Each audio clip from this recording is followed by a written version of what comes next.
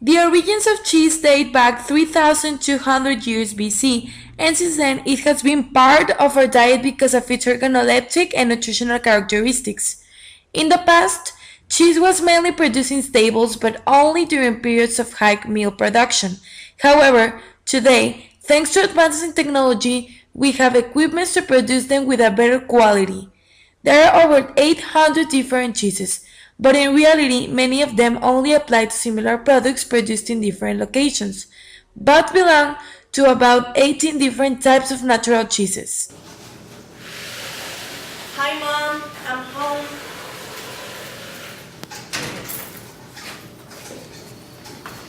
Hi, sweetie. How was your day at school? Fine, thanks. Okay. So, what do you want to eat? Um, I don't know, but I am really hungry. I think I would like quesadillas. Okay. Let me prepare. Ellen, Okay, can you please come? So, since you're a nutrition, can you please explain to my daughter what's the difference between all types of cheese? Yeah, sure. Hey, so do you want to know the importance of choosing the right cheese? Yes. Okay. Well, to begin with, cheese comes from milk, which mostly comes from cows, but as well from other animals such as sheep and goats. This process consists on the division of solids from liquid, but the whole process is longer, and it's really important to know to see the difference between cheese and to know which one is better for us.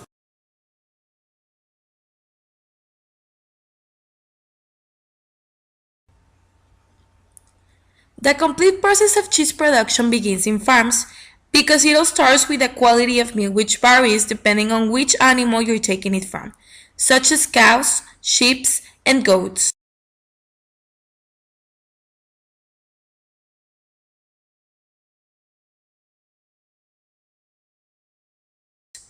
The complete process begins with the transportation of milk to different factories that will use a variety of machines to process the milk and convert it into cheese.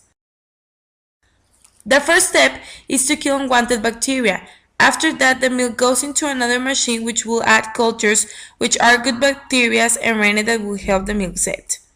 Then, the set milk will go into the job row which will give the consistency of cheese.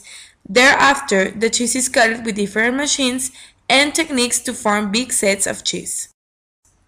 After that, it goes to a machine that will cut it into a certain form. Then it goes into the roll again to add chemicals that will give the flavor. And lastly, it is packed and stored for a certain time so that the cheese is able to mature.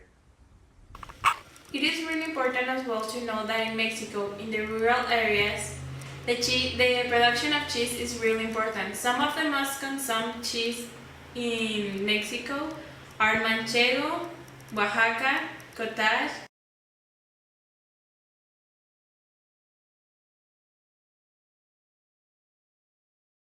One, try to avoid the American cheese because this type of cheese is known because of its high percentage of fats, and also the nutritionists say that this is a really bad cheese because its fats goes directly to our veins and blocks the flow of blood, and it is really dangerous to our health. Second, try to eat the least amount of the type of cheese that when introduced to heat melt because these cheeses are the ones that have the greatest amounts of fats.